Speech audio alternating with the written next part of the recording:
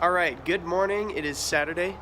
I'm doing just a little bit of a pre-video to this old video I've been working on about the 700R4 transmission and the Forest Ranger. That's what we're naming this truck. It's been about 3 weeks since I've put a video up. We've been really busy. We've had about 20 trucks show up to load our wheat in between, last video and this one. So we've been busting some butt, getting the trucks loaded, switched between the bins, and I've had almost no time to do videos. As you can tell, my sinuses are a little stuffed up. I've been sick too, so hopefully you guys can forgive me for not doing a video for 3 weeks about. Yeah, that's about right. Hope you enjoy this one. Alright, it is Wednesday. It is about 10:30 in the morning. We are working on a Chevy 700R4 transmission, and I'm about to show you everything that goes into one of those transmissions. So I have set out on this white table just about everything that goes inside of this transmission. This is a 1988 700R4 behind a Chevy 350 engine. Well, what Chevy would call the 5.7, but it's a TBI 5.7, technically, I guess. So we got a few parts sitting out. We've got the main clutch packs all assembled. We've got the reverse clutch pack chilling under this, ready to be put together. Over here we're doing the shift kit on the valve body. We haven't gotten very far. We haven't drilled out any holes in the separator plate. We haven't pulled much apart in the way of shift valves. But I thought I'd just give you a nice little overview of this transmission. We'll go out and walk around the truck in just a second. Show you a couple of the planetaries over in the black hole getting washed up.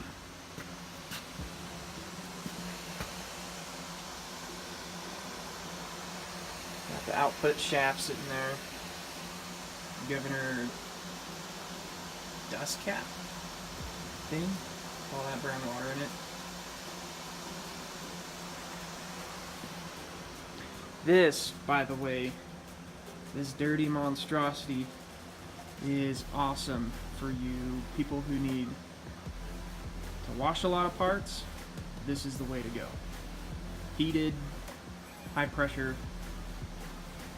You can run it for an hour at a time, and an hour with nearly boiling water is pretty dang good to get almost everything, including paint, off of whatever part you're washing. We have the 12 rail in here, and we're trying to figure out how in the heck to get the tach sensor, the charging, and the AC back, along with running the fuel pump off the ECM.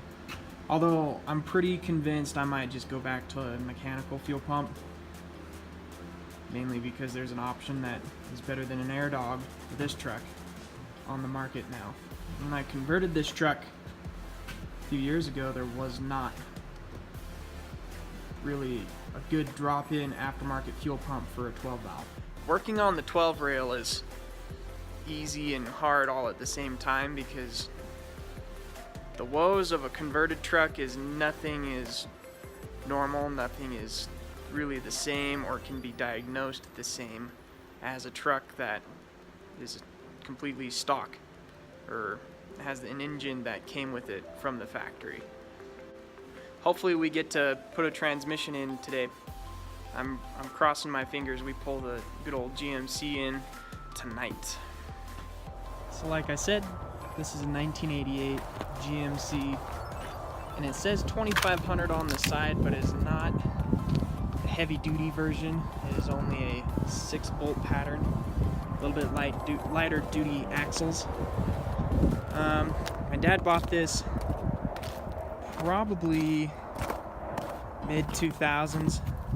We had an old 1980s, probably an 86 Ford F-250 with the 6.9 diesel before this, and that thing got T-boned.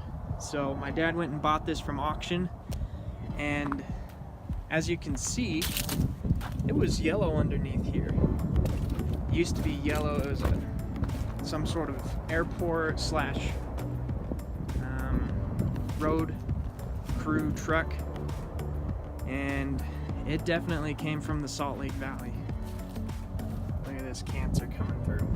My dad repainted it himself in this shop here well over 15 years ago, I'm willing to bet.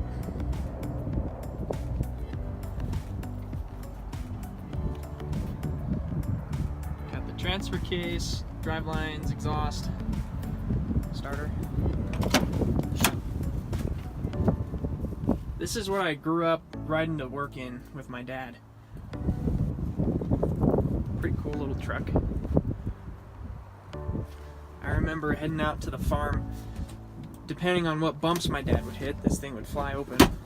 Doesn't really latch. Let's take a walk over to the other side.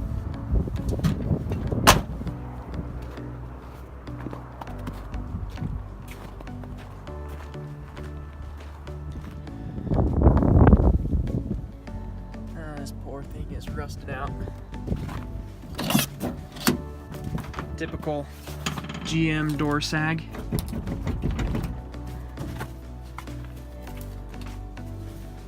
Take a look at your gauges. This thing actually does not have that many miles. 134,000. At least in diesel world. That doesn't seem like a lot, but it's definitely worn out.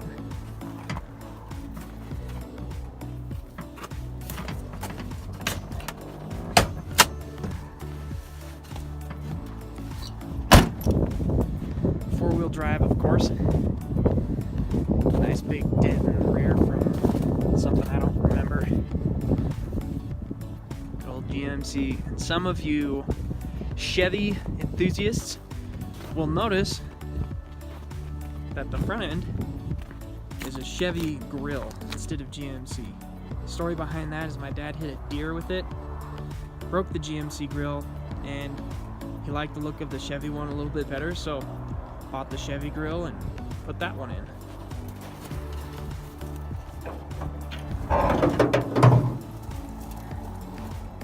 There it is in all of its glory. One worn out Chevy 350. And looks like we forgot to put the air filter back on. Probably got a little bit of dust in there. Good old Duralast battery. Simple, simple, simple engine compartment. I mean, this thing is begging for a Cummins, but we are not going to do that.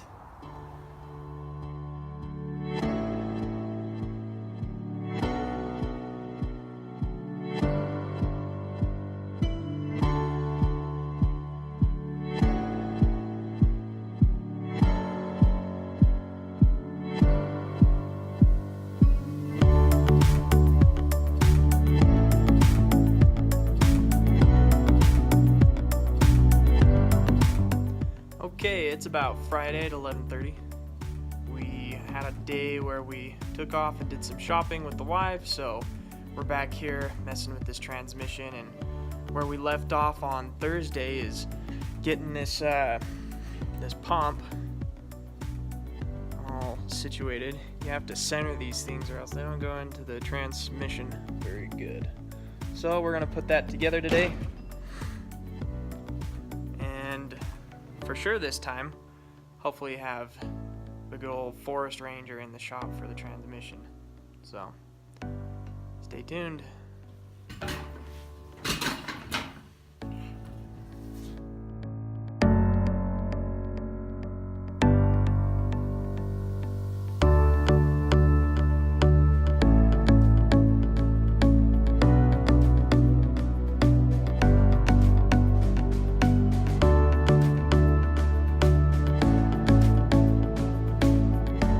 That pretty short and sweet time lapse, we've got it up on the table where we can install the valve body, get everything in the right spots. This wasn't overly difficult. I used this band to line up the sides generally, and then I just eyeballed it with what I could see through the bolt holes. both the aluminum halves lining up perfectly. Tighten down the bolts on the back side of the pump, slid right in.